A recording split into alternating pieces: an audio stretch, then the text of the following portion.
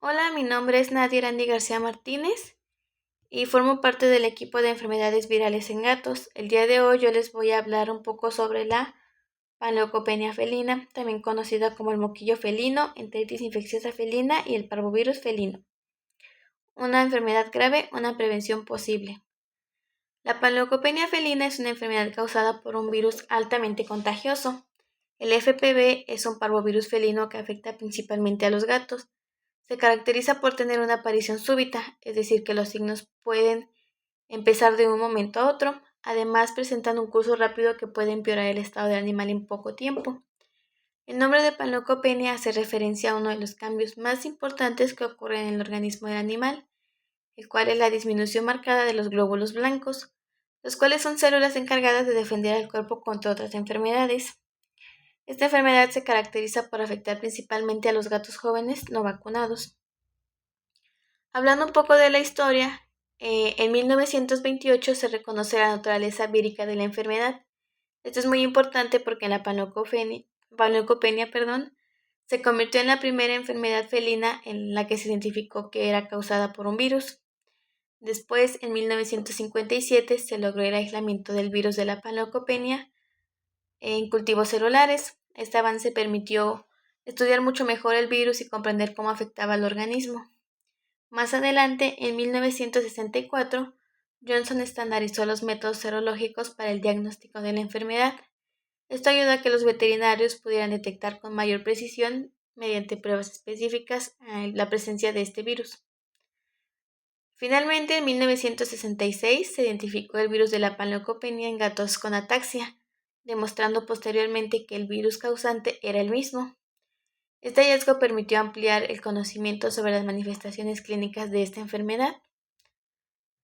En conjunto, pues todas estas fechas demuestran cómo el conocimiento de la panleucopenia ha ido avanzando poco a poco, comenzando desde descubrir al virus hasta mejorar técnicas de diagnóstico.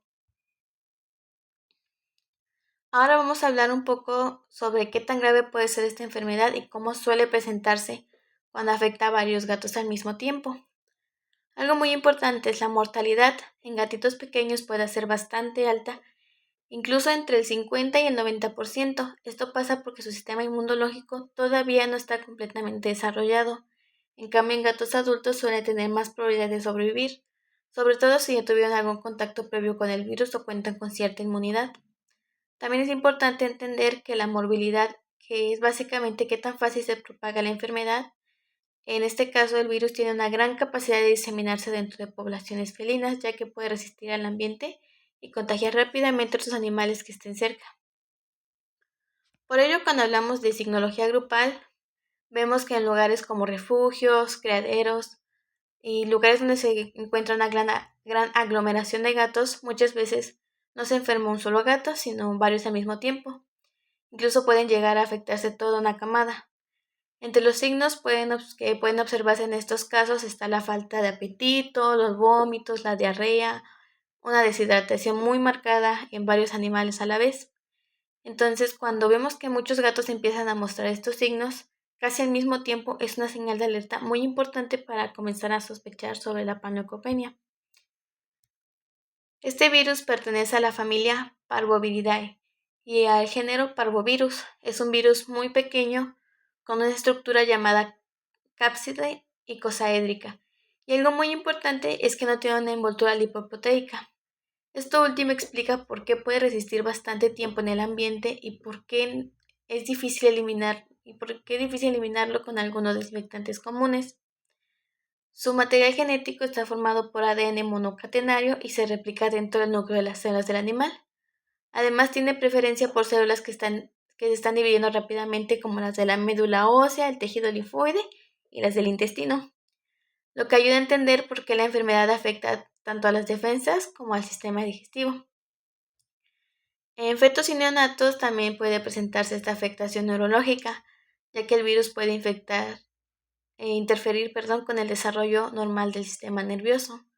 Otra característica importante es que existe un solo serotipo del virus, y algo positivo es que después de la infección o vacunación los animales pueden desarrollar una inmunidad duradera.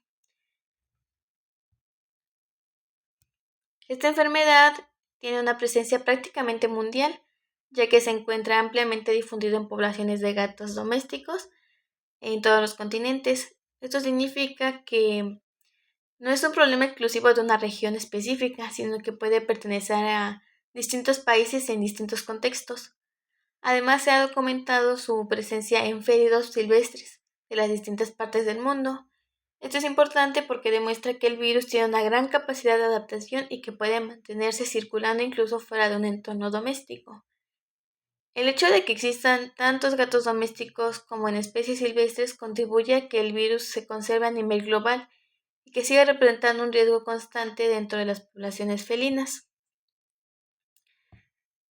Bueno, este es un pequeño mapa en el que se muestra que también afecta pues a otros felinos, los cuales están marcados con colores azul, rosa, amarillo y verde, y los que son especies felinas están marcados con rojo. Y pues como se observa, sí es una distribución mundial. Ahora vamos a revisar un poco sobre la signología clínica. Algo importante es que los síntomas no siempre son iguales en todos los animales, pueden variar dependiendo de la edad del gato y de qué tan fuerte esté su sistema inmune. Generalmente uno de los primeros cambios que se nota es la falta de apetito o anorexia acompañada de apatía, es decir, que el gato se muestra más decaído, con menos interés por su entorno. También puede aparecer fiebre, lo que indica que el cuerpo está tratando de responder a la infección. A medida que la enfermedad avanza, son comunes los vómitos y la diarrea, que en muchos casos puede llegar a ser sanguinolenta,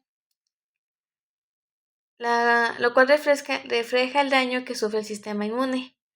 En gatitos que fueron afectados desde el útero pueden observarse signos neurológicos como la descoordinación o posturas anormales debido a que el virus interfiere con su desarrollo.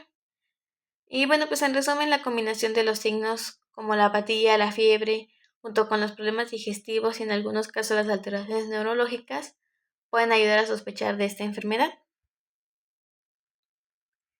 El principal hospedero es el gato doméstico, especialmente los gatos jóvenes que no han sido vacunados, ya que son los que tienen mayor riesgo de desarrollar cuadros graves e incluso fatales. Su sistema inmune todavía es inmaduro, lo que hace que sean mucho más vulnerables frente al virus. Sin embargo, no solo los gatos domésticos pueden infectarse. También se ha observado la enfermedad en felinos silvestres como leopardos, tigres, linces y otros miembros de la familia, lo que demuestra la capacidad del virus pues, para afectar a diferentes especies relacionadas. En cuanto a la transmisión, esta puede ocurrir de dos formas principales. La primera es una transmisión directa, la cual sucede cuando hay contacto cercano entre un gato infectado y otro susceptible. Y la segunda es la transmisión indirecta, que es muy importante porque el virus puede viajar en objetos contaminados conocidos como fómites. Por ejemplo, en jaulas, en platos, en camas, en transportadores, incluso en las manos de las mismas personas que transportan a los animales, pues el virus puede estar ahí y puede cambiarse de un lugar a otro.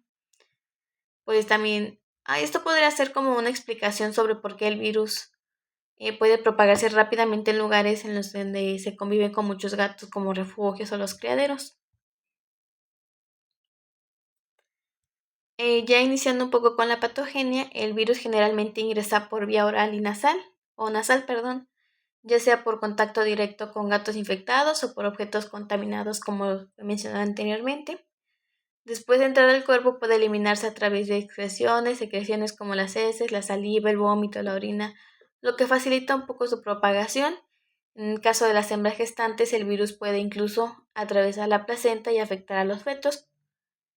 Una vez dentro, la replicación inicia en el tejido linfoide de la orofaringe aproximadamente entre las 12 y 24 horas después de la infección. Como es un parvovirus de ADN, necesita que las células estén en división para multiplicarse. Por eso se replica dentro del núcleo de la célula y forma inclusiones intranucleares. Posteriormente, entre los días 2 y 7 después de la infección, se presenta la viremia. Esto significa que el virus pasa al torrente sanguíneo y puede diseminarse hacia distintos órganos del cuerpo. La intensidad de la viremia está relacionada con la gravedad de los signos clínicos y suele disminuir cuando el organismo empieza a producir anticuerpos. El virus tiene preferencia por tejidos donde las células se dividen rápidamente, como la médula ósea, el tejido linfoide, las criptas intestinales, entre otros. En fetos y neonatos también puede afectar al sistema nervioso central, incluyendo al cerebelo, a la retina y a otras áreas del cerebro. Cuando el virus se destruye, estas células en división comienzan a aparecer las lesiones. Por ejemplo, en el intestino provoca una atrofia intestinal, lo que se relaciona con la diarrea y facilita la entrada de bacterias al organismo. En la médula ósea se relaciona con... es una causa de una leucopenia severa, lo que lleva a inmunosupresión, lo que hace que el animal sea más vulnerable. En el caso de los fetos puede llegar a la hipoplasia cerebral, lo que provoca ataxia que permanece después del nacimiento. En cuanto a la eliminación del virus, esta se excreta principalmente por heces de la orina, la saliva y el vómito, sobre todo durante la fase aguda de la enfermedad. Incluso en gatos que ya se han recuperado pueden seguir eliminando el virus durante meses, actuando como portadores y contribuyendo a la diseminación de esta misma enfermedad. Y finalmente la recuperación del animal depende mucho de la respuesta humoral rápida. Los gatos que logran sobrevivir desarrollan una inmunidad sólida y duradera, y que los ayuda a controlar la viremia y favorece la recuperación clínica. En cuanto a las lesiones macroscópicas, en el tracto gastrointestinal se pueden encontrar una enteritis severa, principalmente en el yeyuno y en el ilion. Las asas intestinales suelen verse distendidas, con paredes gruesas y frágiles, además de que la mucosa puede parecer hiperémica, edematosa y hemorrágica, y el contenido intestinal suele ser líquido y con un olor muy fuerte. En cuanto a los órganos linfoides como los ganglios linfáticos, el vaso y el timo, se observa una atrofia linfoide. Esto refleja que el daño del virus provoca, esto refleja el daño que el virus provoca en el sistema inmunológico del animal. En la célula ósea también se presentan cambios importantes, ya que pueden observarse con una apariencia pálida y gelatinosa, lo que indica hipoplasia o incluso aplasia medular. A nivel sistémico, en casos graves puede aparecer signos visibles como la deshidratación y pequeñas hemorragias, como petequias o equimosis en las serosas. Y en algunos animales, especialmente cuando hubo una infección durante el desarrollo, puede presentarse hipoplasia cerebral, donde el cerebelo se conserva visiblemente reducido. Y por otro lado, en las lesiones microscópicas, es decir, los cambios que no se observan a simple vista y que se identifican mediante estudios histológicos, en el intestino, una de las principales alteraciones es la necrosis de las criptas intestinales. Esto puede observarse el colapso de las vellosidades, una disminución del epitelio que cubre la mucosa. En algunos casos aparecen infiltrados inflamatorios, bacterias secundarias e incluso cuerpos de inclusión dentro del núcleo de las células. En la médula ósea se presenta una hipoplasia y una aplasia severa, lo que significa que se disminuye la producción normal de las células sanguíneas. Esto explica por qué los animales desarrollan leucopenia y una fuerte inmunosupresión. El tejido linfoide también se ve afectado, ya que ocurre una depresión de linfocitos acompañada de una necrosis y una apoptosis. En estructuras como los ganglios linfáticos, el vaso, el timo y las placas de Peyer. Y finalmente en el intestino nervioso, en el intestino nervioso de los fetos y los neonatos pueden observarse cambios importantes como la degeneración de las células de Purkinje, la alteración en las capas del cerebelo y detección en el desarrollo neuronal, lo que se relaciona con problemas de coordinación después del nacimiento. En la clínica veterinaria pueden utilizarse distintas pruebas. Entre las más comunes están los test rápidos de antígeno, el ELISA fecal y el PCR, en los cuales ayudan a detectar la presencia del virus. También se realiza el hemograma y la biometría hemática completa, ya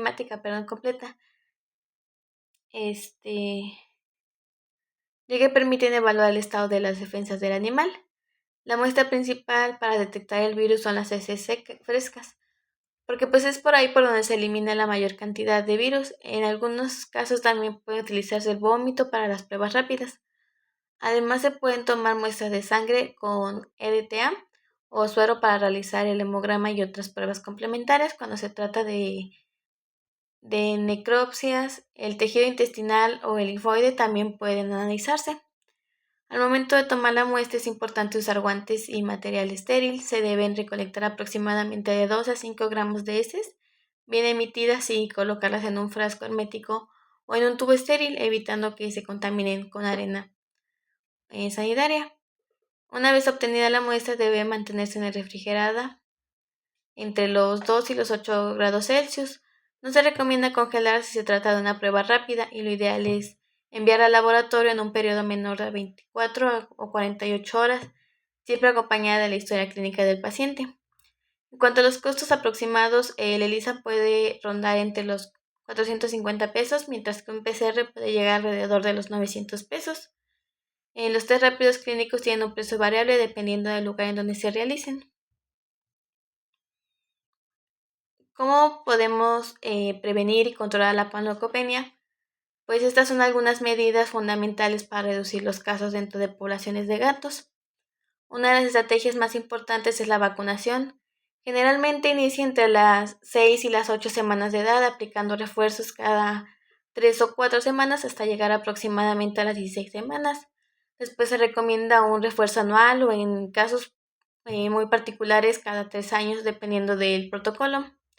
Además de la vacunación, la bioseguridad juega un papel clave. Esto incluye controlar el ingreso de nuevos animales, mantener una buena higiene del personal y desinfectar adecuadamente el material utilizado pues, en lugares como veterinarias o refugios.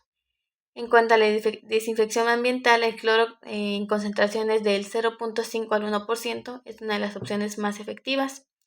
Cuando se detecta un caso sospechoso, es importante aislar al gato pues para evitar más contagios. También se recomienda vigilar a los animales que estuvieron en un contacto durante al menos 14 días cerca de él y aplicar una vacuna de emergencia en aquellos que estén sanos.